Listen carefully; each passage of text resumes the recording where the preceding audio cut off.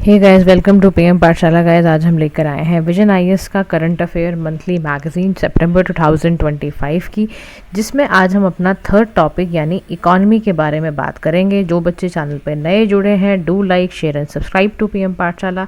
Playlist पे जाओ, सारी प्लेलिस्ट आपकी मौजूद हैं। 2 साल की आराम से अपने करंट अफेयर्स रिवाइज कर सकते हैं। फिर बात क्या है कि आपका इसका सितंबर मंथ का भी पॉलिटी एंड गवर्नेंस बन चुका है, इंटरनेशनल रिलेशंस बन चुका है। ध्यान से पढ़िए, क्योंकि जैसा मैंने आपको प्रॉमिस किया है कि हर करंट अफेयर्स के कंप्लीशन ऑफ द मैगजीन में आपको 100 MCQs का टफ टेस्ट मिलेगा, जो आपको अटेम्प्ट करना है, अपने मार्क्स बताने हैं। ठीक है, तो आज हम शुरू करने वाले हैं गुड्स एंड सर्विसेज टैक्स यानी GST में। हमने देखा सितंबर के मंथ में कुछ चीज़ें चेंज हुई हैं, कुछ रिफॉर्म्स आया है गुड्स एंड सर्विसेज टैक्स में। प्राइमरी फिस्कल डेवलपमेंट हाईलाइट हुआ है, यानी और सिंप्लीफाई किया गया है टैक्स के स्ट्रक्चर को, उसके कंप्लायंसेस को और इन्हांस किया गया है। ठीक है, तो इस बार क्या था, 56th मीटिंग थी GST काउंसिल की, जिसने नेक्स्ट जेन GST रिफॉर्म यानी GST 2.0 अब आ गया है।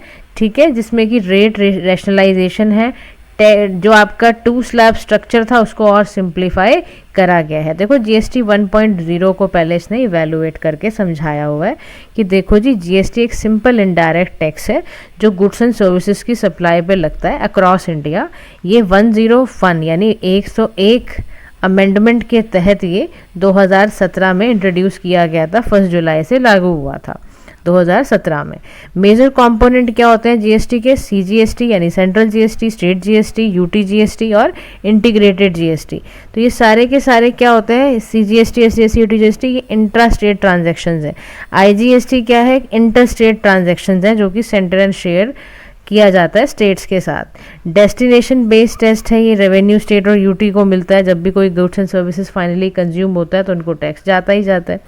अब GST की रिफॉर्म लाने का या GST को लाने का सबसे बड़ा जो था कि भाई ऐसा है, बहुत सारे ना 17 के 17 डिफरेंट टैक्सेस सब्स्यूम किए जा रहे हैं, 13 सेस लिए जा रहे हैं, उनको किसी एक यूनिफाइड टैक्स में लाने के लिए ऐसा कदम GST वाला उठाया गया।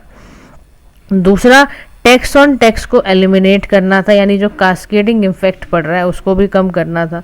GST का जो टैक्स पेयर है वो 66.5 लाख से 1.5 करोड़ तक हो गया, टैक्स पेयर बेस भी ग्रो हो चुका था। फिर 2024-25 में देखो ऐसा देखा गया कि इससे 22.08 लाख करोड़ का GST को बेसिकली डबल हुआ है 4 सालों में। ठीक है, आप देख रहे हो कितना ज़्यादा यहाँ पर है। अब GST जो 2.0 है, इसके कुछ की रिफॉर्म्स हैं, कुछ रिकमेंडेशन है कि जो नया रेट स्ट्रक्चर बन रहा है उसके सिर्फ 2 ही स्लैब होंगे, एक 5% और एक 18%। रिमूव कर दिया गया है 12% और 28% को हटा दिया गया है।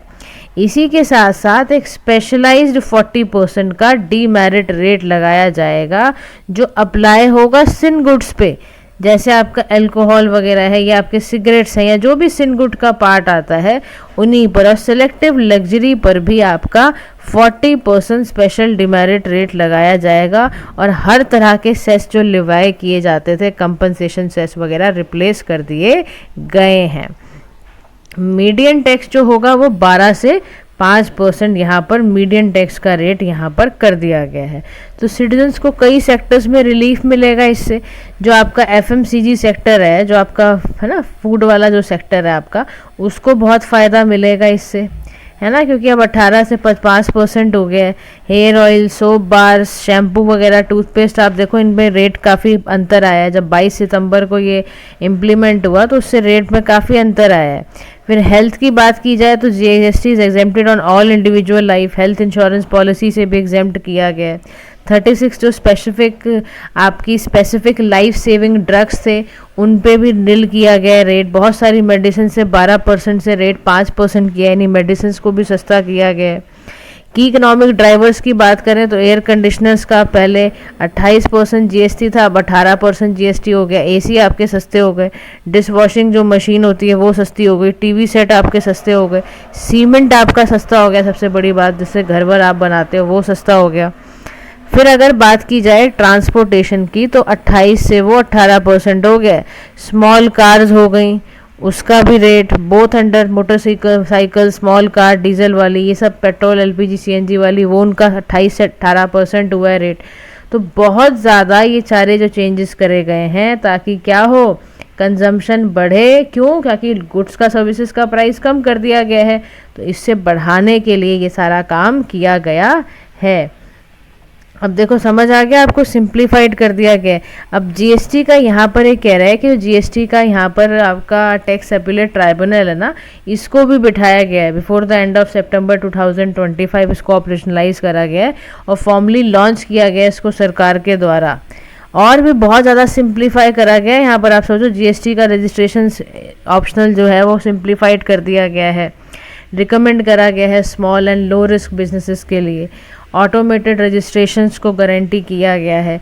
एक्सपोर्ट बेनिफिट ये हो रहे हैं कि recommend at the place of supply of intermediary services will be determine.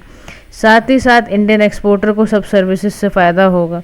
Intermediary services में फैसिलिटेट आराम से गुड्स एंड सप्लाई सर्विसेज जाएंगी दोनों पार्टीज़ के बीच में। तो इस सबसे क्या होगा, आपका बूस्ट होगा nominal GDP growth of 20 to 30 basis point. और लोअर रेट्स किसके करे गए, सीमेंट के, ऑटो पार्ट्स के। तो इससे एमएसएमई सेक्टर को भी बहुत ज़्यादा बेनिफिट देखने को मिलेगा।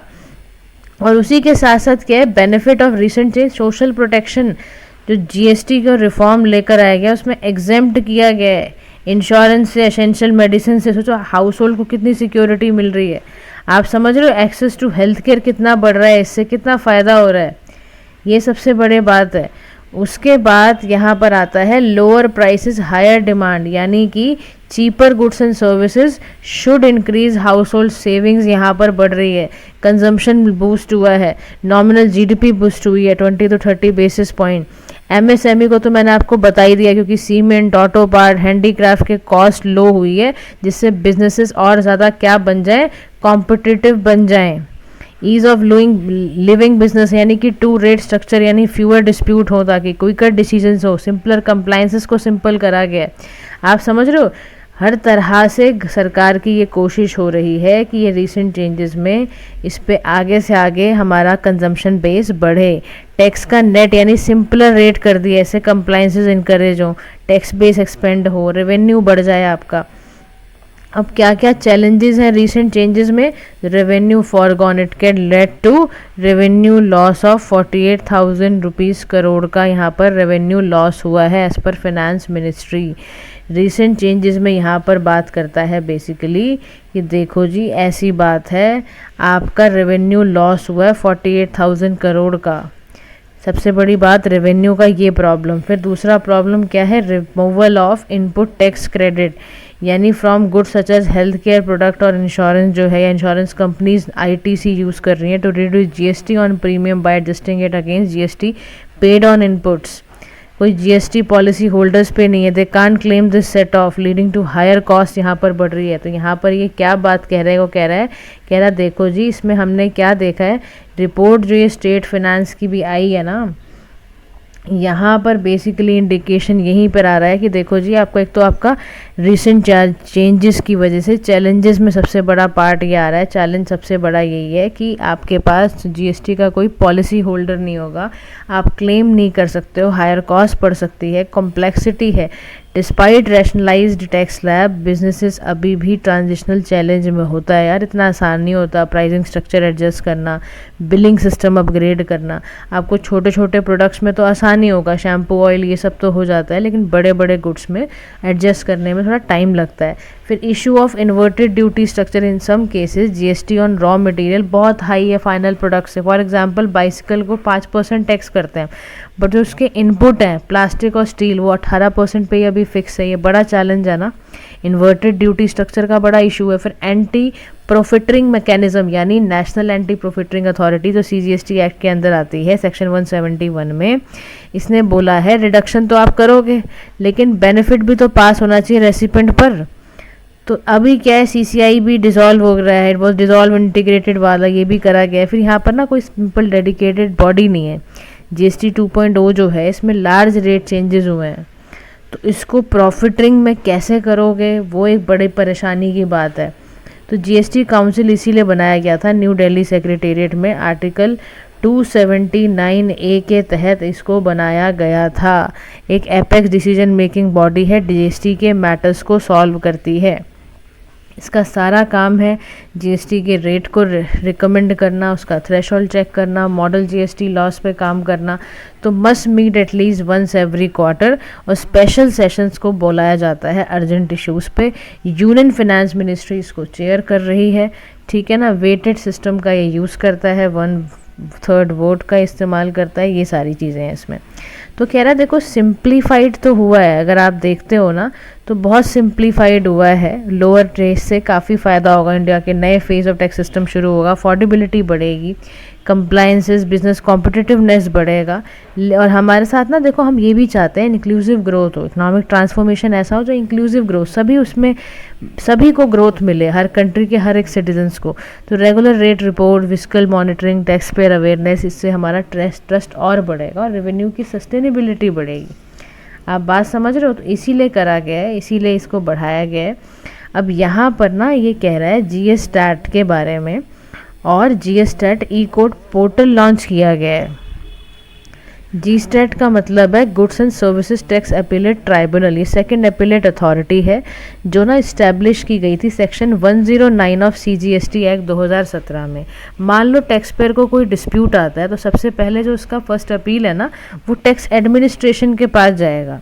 अब ये क्या करने के लिए बनाया गया, ये अपील सुनेंगे, कोई भी अपील आई है टैक्स पेयर की, इंडिपेंडेंट फोरम फॉर जस्टिस है यहाँ पर, बेंचेस फंक्शन करेगा, प्रिंसिपल बेंच आपका न्यू दिल्ली में, इसकी 31 स्टेट ब्रांचेस भी हैं, 45 लोकेशंस भारत में, ताकि नेशन वाइड इसकी रीच रहे। हर इसके साथ में जुडिशल मेंबर 2 होंगे, टेक्निकल मेंबर्स होंगे, एक टेक्निकल मेंबर स्टेट का होगा, एक सेंटर के 2 होंगे, एक होगा, एक स्टेट का होगा, और 2 जुडिशल मेंबर, यानी टोटल 4 मेंबर्स इसके अंदर बैठेंगे। इसको बढ़ाने का मकसद है कोऑपरेटिव फेडरलिज्म, ताकि इम्पार्शल कंसिस्टेंट डिसीजंस आएँ। तो जीएसटैट ई कोड पोर्टल को बनाया ही इसीलिए गया है, डिजिटल प्लेटफॉर्म है, टैक्स पेयर के लिए बनाया गया है ताकि अपील हम ऑनलाइन कर पाएँ, प्रोग्रेस केस की जान पाएँ, पार्टिसिपेट कर पाएँ हियरिंग्स में through digital mode.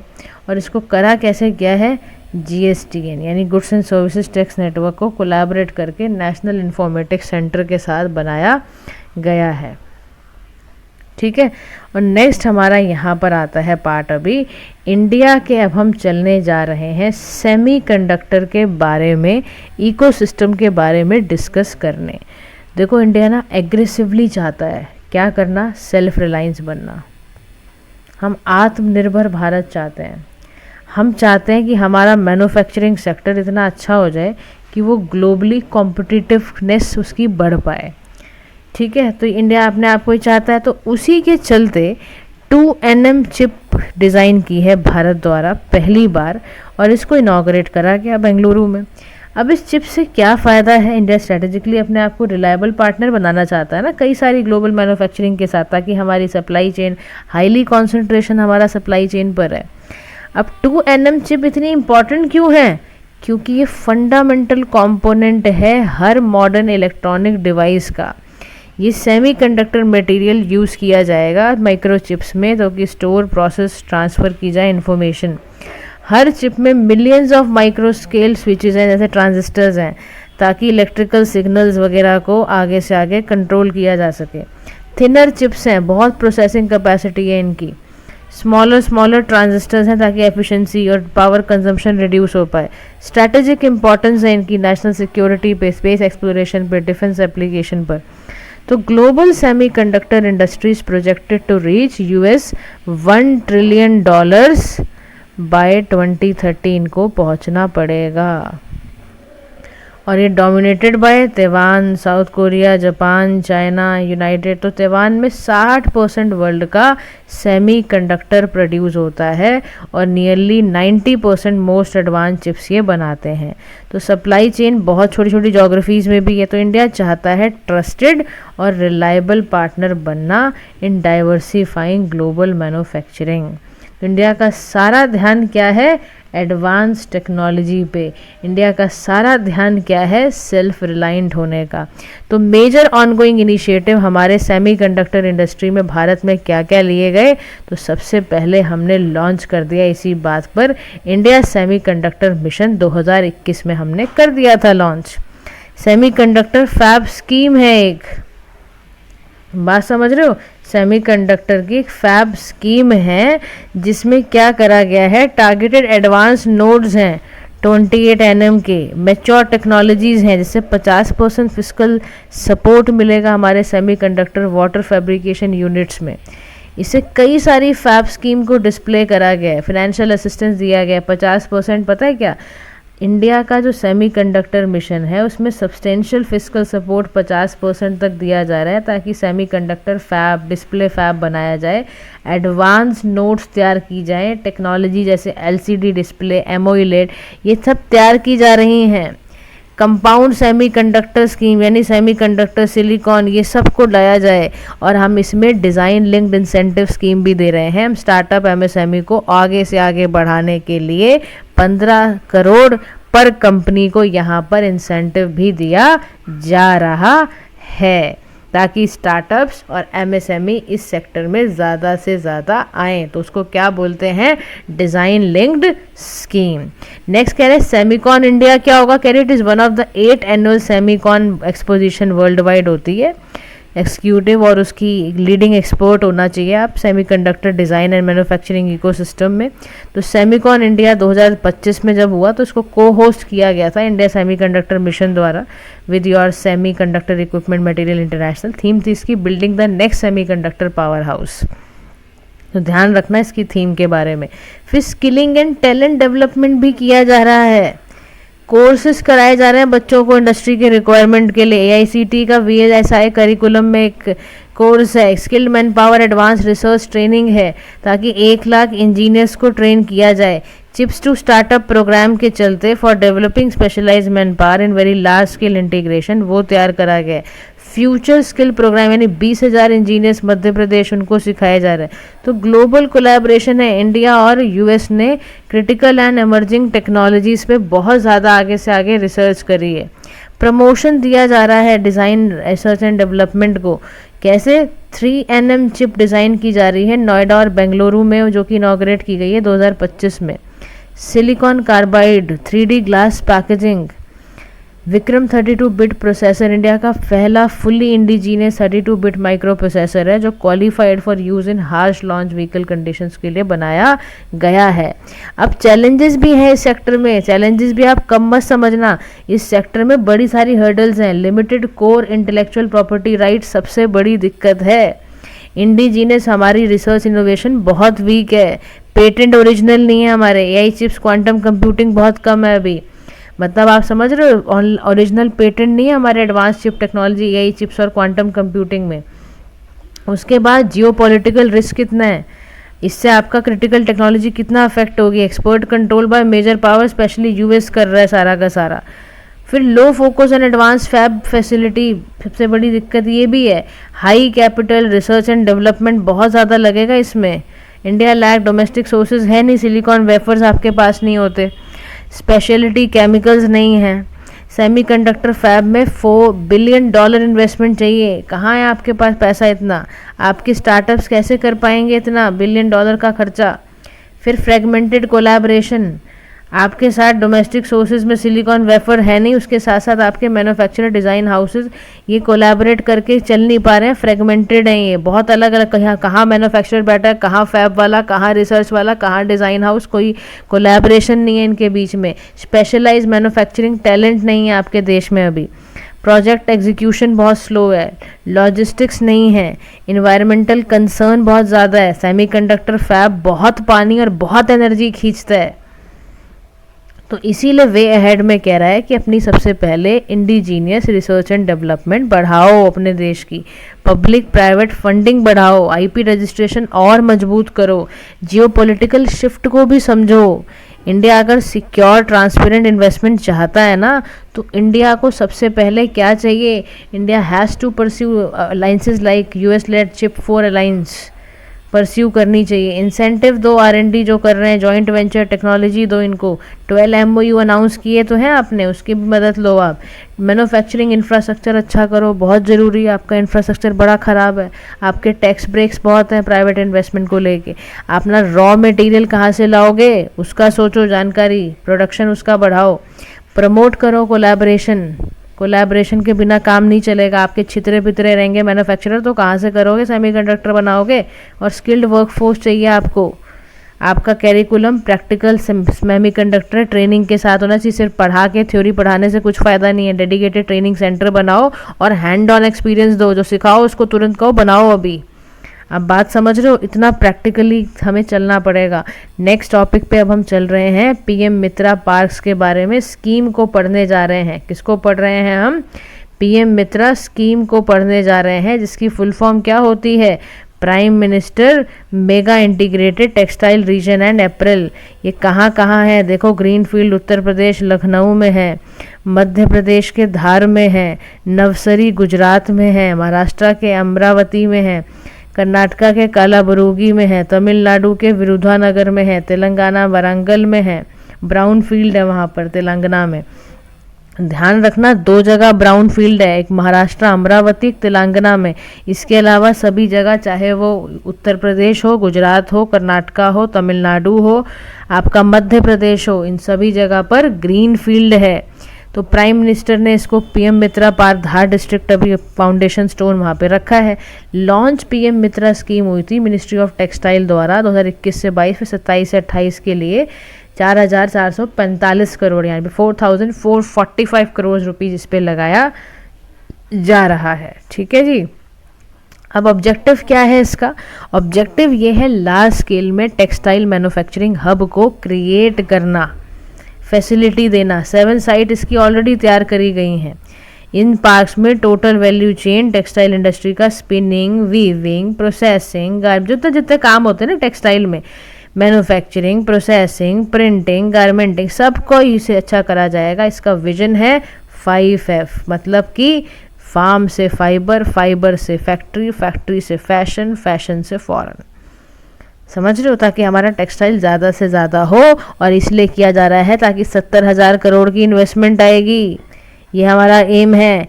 20 lakh direct indirect job create होगी।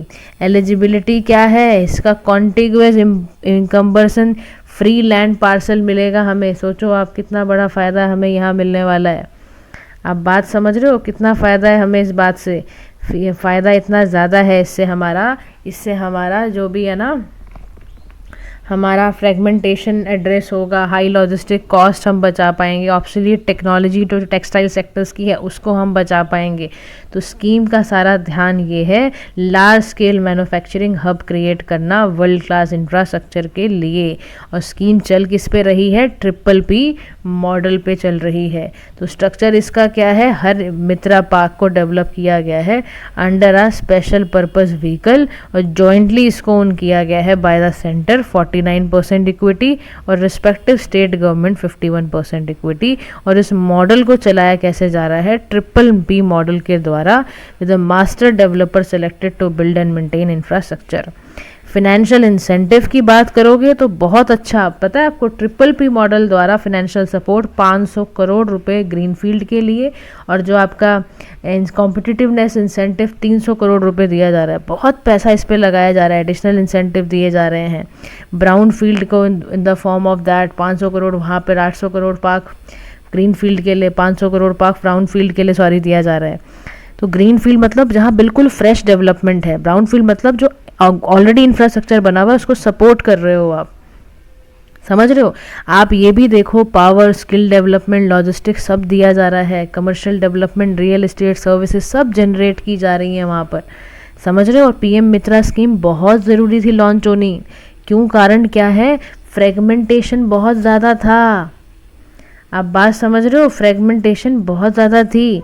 कंप्लीट वैल्यू चेन यानी बहुत सारी जो यूनिट थी, specially MSME, small firms, spinning, weaving, garmenting, handle only 1 और 2 स्टेजेस ही करती थी खाली MSME small firms. Full integrated chain नहीं थी हमारे पास। इससे हमारी बड़ी स्लो ग्रोथ थी, लॉजिस्टिक कॉस्ट बहुत ज़्यादा बढ़ जाती थी, क्वालिटी कंट्रोल नहीं था, इंफ्रास्ट्रक्चर का बॉटलनेक्स बहुत था। हमारी ना प्रोसेसिंग फिनिशिंग यूनिट बड़ी गंदी रही है, हम इको फ्रेंडली ट्रीटमेंट नहीं कर पाते थे, पावर सप्लाई हमारी रुक जाती थी, स्टैंडर्ड नहीं था। तो एक्सपोर्ट कैसे करोगे? सोचो आप, एक्सपोर्ट कॉम्पिटिटिवनेस के लिए तो आपको बिल्कुल वर्ल्ड क्लास वाला कॉम्पिटिटिवनेस चाहिए होगा ना, उसके लिए पीएम मित्रा स्कीम बहुत बहुत बहुत बहुत ज़रूरी थी।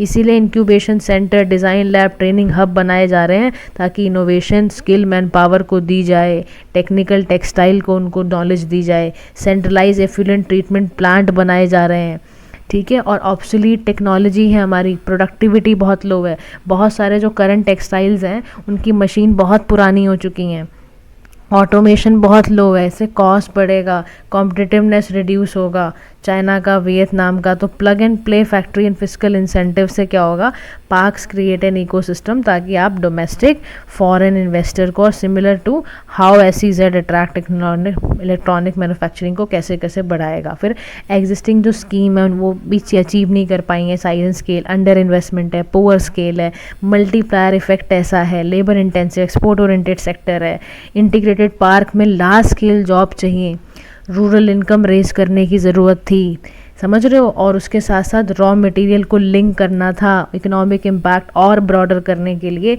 इसीलिए इसको बनाया जा रहा है। और उसके बाद ओवरव्यू अगर समझोगे इंडिया के टेक्सटाइल और एपरल सेक्टर में, तो India second largest manufacturing capacity after China, याद रखना।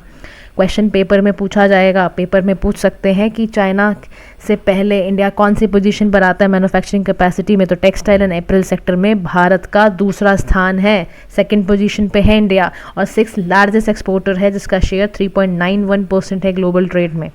इकॉनमी की बात करोगे तो आपको पता है 2.3% GDP है हमारा टेक्सटाइल से आ रहा है, इंडस्ट्रियल प्रोडक्शन 13% आ रहा है, एम्प्लॉयमेंट देता है, सेकंड ऐसा सेक्टर है जो second largest employment generator sector है आफ्टर एग्रीकल्चर। 45 मिलियन लोगों को जॉब मिलेगी, इवन वुमेन और रूरल पीपल को। सोचो आप, इतना इंपॉर्टेंट MSC MA क्लस्टर्स को हमें बढ़ाना है ना, उसकी कैपेसिटी को हम इसी के थ्रू कर सकते हैं। इसीलिए इस सेक्टर के लिए सरकार क्या कर रही है, PLI स्कीम दे रही है, समर्थ स्कीम दे रही है, ठीक है, ये सब कर रही है। 100% FDI रूट हमने ऑटोमेटिक तरीके से करा है कि आराम से आएँ और ग्लोबल इन्वेस्टमेंट आराम से करें, कोई गवर्नमेंट की कहीं कोई हर्डल्स नहीं है, समझ रहे हो। तो PM मित्रा स्कीम के अंदर इतना ट्रांसफॉर्मेशन के लिए ये काम कर सकता है कि हम अपने टेक्सटाइल सेक्टर में ग्लोबली कॉम्पिटिटिव हब बना सकते हैं, हमारा इंटायर वैल्यू चेन क्रिएट हो सकता है, हमारी लॉजिस्टिक्स कॉस्ट रिड्यूस हो सकती है, हम टेक्नोलॉजी में अच्छे हो सकते हैं। बट हमें क्या चाहिए, पब्लिक प्राइवेट पार्टनरशिप, PPP का स्ट्रांग सपोर्ट चाहिए, फिजिकल इंसेंटिव चाहिए, जॉब पोटेंशियल चाहिए, तभी हम इन्वेस्टमेंट, एक्सपोर्ट को स्ट्रेंथन और सस्टेनेबल इंक्लूसिव ग्रोथ को प्रमोट कर पाएँ, एडवांस कर पाएँ 5F विजन को, ठीक है। Now moving towards the next topic, जिसमें हम बात क्या करने जा रहे हैं, हम बात करेंगे नेशनल लॉजिस्टिक पॉलिसी 2022 के बारे में। क्यों बनाई गई, हम क्योंकि चाहते हैं टेक्नोलॉजिकली एफिशिएंट बनना चाहते हैं, हम रिजिलिएंट बनना चाहते हैं, हम सस्टेनेबल चाहते हैं अपना लॉजिस्टिक इकोसिस्टम को करना, ठीक है। उसके लिए ये स्कीम तैयार की गई है। अब इस स्कीम पे है क्या, यहाँ पर बोला जा रहा है, यूनियन मिनिस्ट्री ऑफ कॉमर्स ने और इंडस्ट्री ने बोला है 3rd एनिवर्सरी हम जा रहे हैं, अभी 2022 में लेकर आए हैं हम इस पॉलिसी को। अब ध्यान रखना 38 रैंक है हमारी, अगर पेपर में आ जाए कि इंडिया का लॉजिस्टिक्स कॉम्पिटिटिवनेस कैसे है, तो आप बताना जी। वर्ल्ड बैंक की एक रिपोर्ट आती है, एक इंडेक्स निकालता है world bank, logistics performance index 2023, जिसमें हमारी रैंक 38 हुई है। पता है 2018 में 44 थी, और पता है GDP पे लॉजिस्टिक्स कॉस्ट 7.97% दिखाता है। अब ये क्या है पॉलिसी, तो ये पॉलिसी का जेनेसिस शुरू होता है, ये PM गति शक्ति नेशनल मास्टर प्लान को कॉम्प्लीमेंट करता है। इसका सारा ध्यान है टेक्नोलॉजिकली इंटीग्रेटेड तरीके से cost efficient, resilient, sustainable, trusted logistic ecosystem को तैयार करना ताकि इंक्लूसिव ग्रोथ हो सके। और उसके ही साथ साथ NLP जो एड्रेस करेगा वो क्या करेगा, सॉफ्ट इंफ्रास्ट्रक्चर को, लॉजिस्टिक सेक्टर को, प्रोसेस रिफॉर्म करेगा, लॉजिस्टिक सर्विसेज इंप्रूवमेंट करेगा, डिजिटाइजेशन करेगा, ह्यूमन रिसोर्स डेवलपमेंट, स्किलिंग करेगा। तो वाइल PMGC NMP क्या एड्रेस कर रहा है, integrated development of fix infrastructure and network planning. तो टारगेट क्या है, टारगेट ये है cost of logistics in India को रिड्यूस करना to be comparable to global benchmark by 2030। तो विजन क्या है? To reduce India's logistic cost to level comparable to global benchmark. ठीक है, इम्प्रूव करना लॉजिस्टिक्स परफॉर्मेंस इंडेक्स की रैंकिंग को, क्रिएट करना data driven decision support mechanism और इम्प्लीमेंट करना through comprehensive logistics action plan. Divide किया गया है इनटू 8 की एक्शन एरियाज में। और काम इनका क्या है? स्टैंडर्डाइज करना, बेंचमार्किंग करना, सेक्टोरल प्लानिंग करना, एग्जीम प्लानिंग करना, सारे इंगेजमेंट करना। तो की अचीवमेंट क्या है under national logistics policy? Logistics को ईज करना across different states, crucial role निभाना, promoting competitive federalism among states and supporting India के rise world bank logistic performance index में। तो लीड कर क्या रहा है? लॉजिस्टिक्स परफॉर्मेंसेस को अक्रॉस स्टेट एंड यूटी अच्छा कर रहा है। तो लीड 2025 में क्या इंट्रोड्यूस हुआ है? परफॉर्मेंस असेसमेंट ऑफ 5-7 की डोरिडो, यानी कि journey time, truck speed, waiting period को हम अच्छे से मेजर कॉरिडोर्स तक पहुंचा पाएँ। यूनिफाइड करना लॉजिस्टिक्स इंटरफेस प्लेटफॉर्म को, समझ रहे हो? उसके साथ साथ ये डिजिटल प्लेटफॉर्म है ताकि हमारा लॉजिस्टिक रिलेटेड मिनिस्ट्रीज डिपार्टमेंट अच्छे से काम कर पाएँ और इससे क्या हो? हमारा डिजिटल इंटीग्रेशन इम्प्रूव हो पाए। ईज ऑफ लॉजिस्टिक सर्विसेज, हमारी जो 35+ लॉजिस्टिक्स इंडस्ट्री एसोसिएशन है वो ठीक हो पाए, लॉजिस्टिक्स एट रीजनल लेवल हमारा ठीक से काम कर पाए। और ऐसे कौन कौन से इनिशिएटिव हैं ताकि हमारा लॉजिस्टिक सेक्टर भारत का अच्छा हो पाए? उसके लिए भारत ने ग्रांट किया है infrastructure status, cheaper long term funding कर रहे हैं हम, रोड्स, रेलवेज ऐसे कर रहे हैं ना, ताकि ग्रोथ स्टोरी भारत की दिखाई जाए। स्माइल प्रोग्राम लाए गए, एशियन डेवलपमेंट बैंक्स के साथ हमने जोड़ा है ताकि भारत का लॉजिस्टिक इंफ्रास्ट्रक्चर अच्छा हो, लॉजिस्टिक कॉस्ट हमारी रिड्यूस हो। लॉजिस्टिक डेटा बैंक 2.0 भी लाए हम ताकि हमारी रियल टाइम ट्रैकिंग हो पाए, कौन सा कंटेनर कहाँ पहुँचा है, एक्सपोर्ट कंटेनर कहाँ पहुँचा है, कैसे जा रहा है। मल्टी मोडल शिपमेंट विजिबिलिटी लाए हम, भारत माला परियोजना, ये सब की क्या करा जा रहा है? गति शक्ति हो, ई वे बिल्स हो, ताकि लॉजिस्टिक सेक्टर अच्छे से अच्छा काम भारत का कर पाए। लेकिन चैलेंजेस भी हैं इस सेक्टर में। लॉजिस्टिक सेक्टर में चैलेंज पता है क्या है? सेक्टर में model imbalance, 71% freight traffic road पे ज़्यादातर रिलायबल है, 18% हमारा रेलवे पर है, डोमिनेंस अनऑर्गेनाइज सेक्टर की 90% है, रेगुलेटरी कॉम्प्लेक्सिटी है, ओवरलैपिंग है स्टेट एंड यूनियन की। मैंने आपको पूरे पॉइंट वैसे ही बता दिए। फ्रेट का ट्रैफिक आप हिल जाओगे देख के कि रोड पे लोग कितना ज़्यादा रिलायब करते हैं, तभी तो रोड एक्सीडेंट ये सब नीति आयोग की रिपोर्ट से आया, ये भी ध्यान रखना। KPMG ने बताया हाई फ्रेगमेंटेड में बहुत ज़्यादा यहाँ पर अनऑर्गेनाइज प्लेयर्स हैं, डिजिटल लिटरेसी नहीं है, कॉम्प्लेक्सिटी है। तो वे फॉरवर्ड में यहाँ क्या कह रहा है?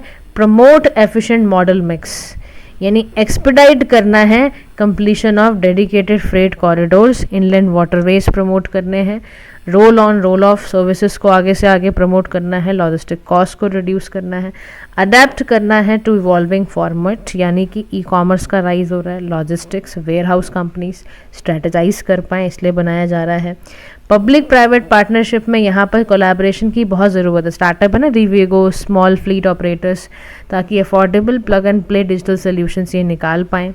टेक्नोलॉजिकल इंटीग्रेशन है, प्रोसेस ओरिएंटेड ऑटोमेशन सिस्टम है ताकि स्कैनर्स वगैरह लगाकर, बारकोड्स वगैरह लाकर डेटा कलेक्ट किया जा सके। तो as India aspires to become global manufacturing hub, हम बनना ही चाहते हैं, हम सस्टेनेबल गोल्स को भी पूरा करना चाहते हैं, तो लॉजिस्टिक्स बहुत बड़ा रोल निभा सकता है हमारे कॉस्ट को कम करने में, हमारे कॉम्पिटिटिवनेस को बढ़ाने में, और साथ ही साथ हमारी इंक्लूसिव डेवलपमेंट को करने के लिए। तो फॉरवर्ड लुकिंग इनोवेशन ड्राइवन होना चाहिए। कोलैबोरेटिव अप्रोच अगर होगी हमारी तो हम बहुत अच्छा स्ट्रैटेजिक ड्राइवर बन पाएंगे नेशनल प्रोग्रेस में।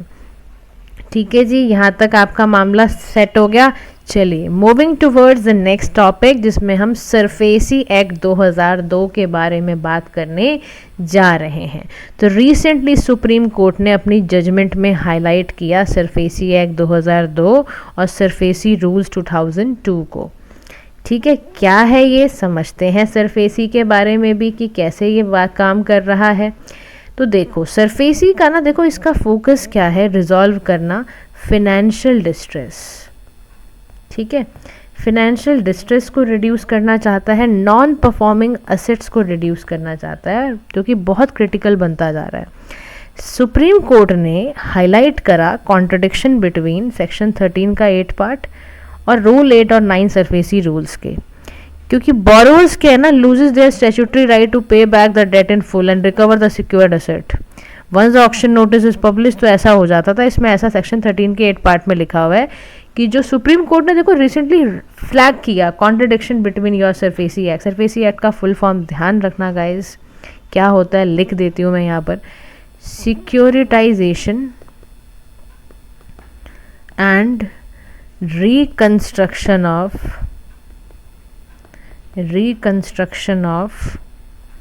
financial assets and enforcement of security interest Act 2002। Inconsistency है इसमें, borrower loses the right to redeem the asset once the auction notice is published. समझ रहे हो, इनकंसिस्टेंसी है दोनों में, सेक्शन 13(8) और रूल 8 और 9 में, ठीक है। क्योंकि सेक्शन 13(8) कहता है कि बोरोवर का रिडीम करने का राइट चला जाता है वंस ऑक्शन पब्लिश कर देता है। रूल 8 और 9 क्या कहता है, रिडेम्पशन विंडो रिमेन अंटिल, जब तक ऑक्शन डेट नहीं आ रही तब तक वो रहता है। तो एक्ट का कोर पर्पस ये है टू इनेबल फाइनेंशियल इंस्टीट्यूशंस कि वो एनपीए को टाइमली रिकवर कर लें कोर्ट फ्री मैनर में।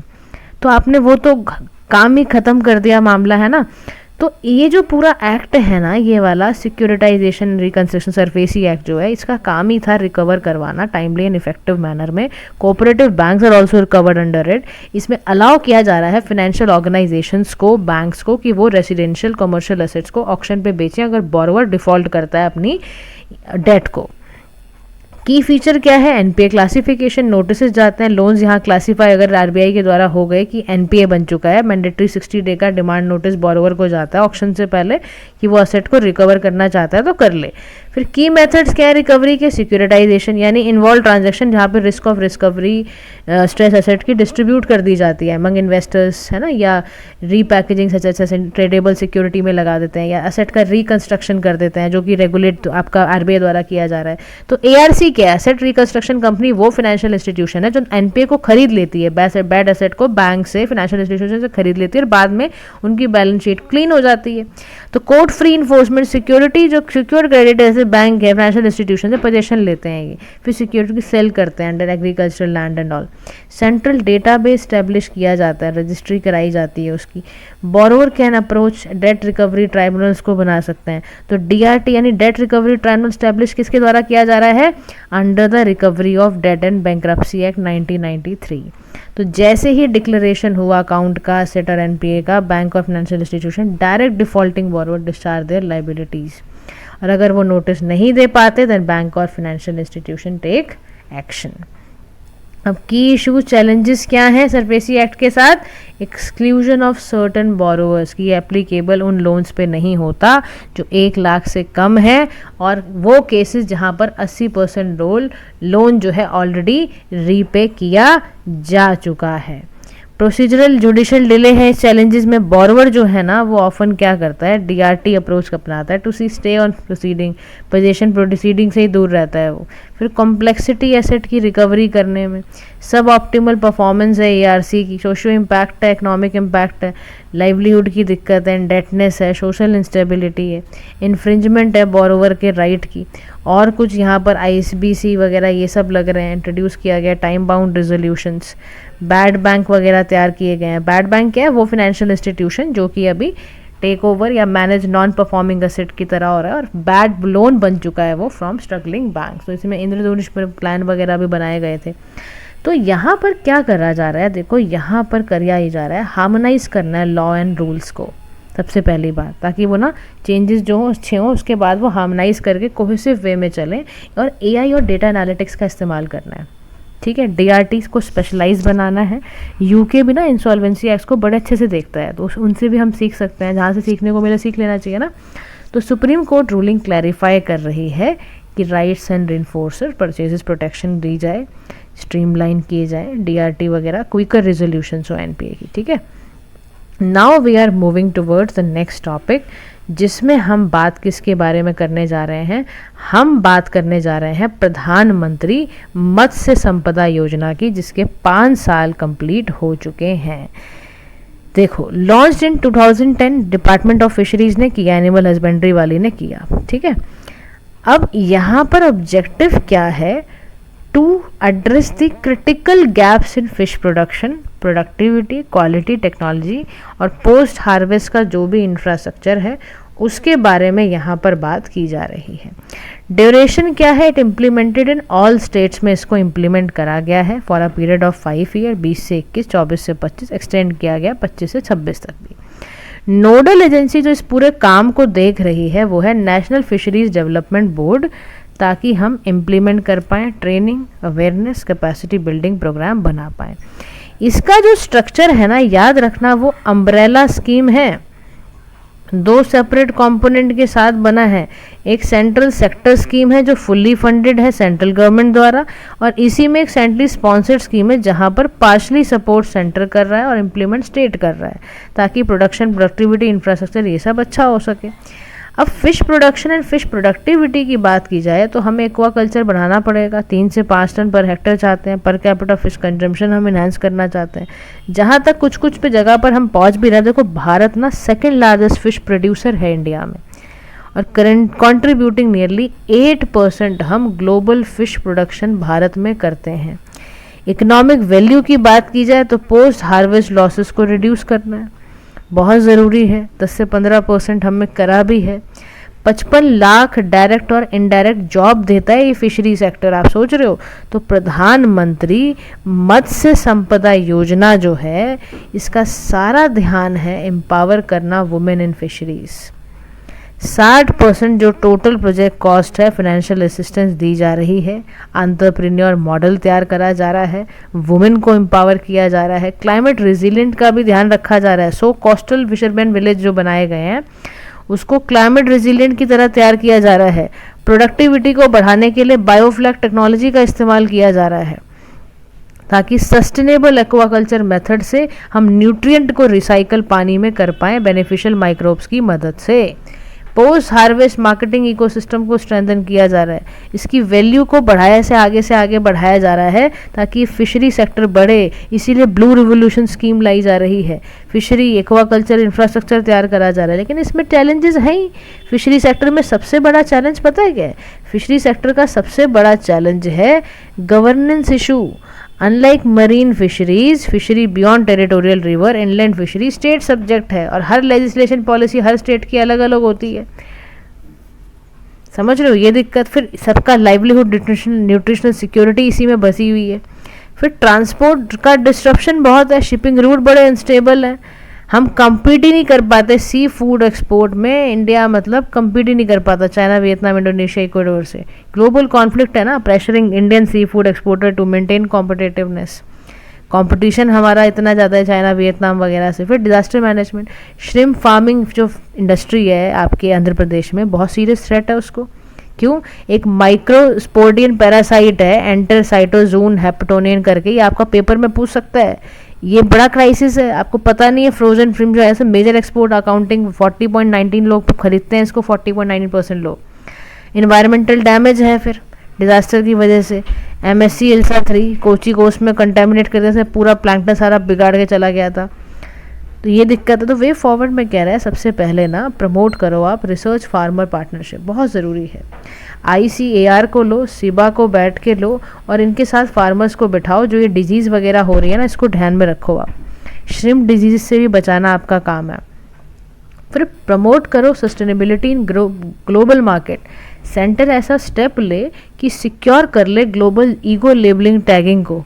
लक्षद्वीप का जैसे टूना फिशरीज है, ट्रेडिशनल फिशिंग मेथड्स हैं, ये सब हो। फिर parliamentary standing committee on agriculture recommend क्या कर रहा है?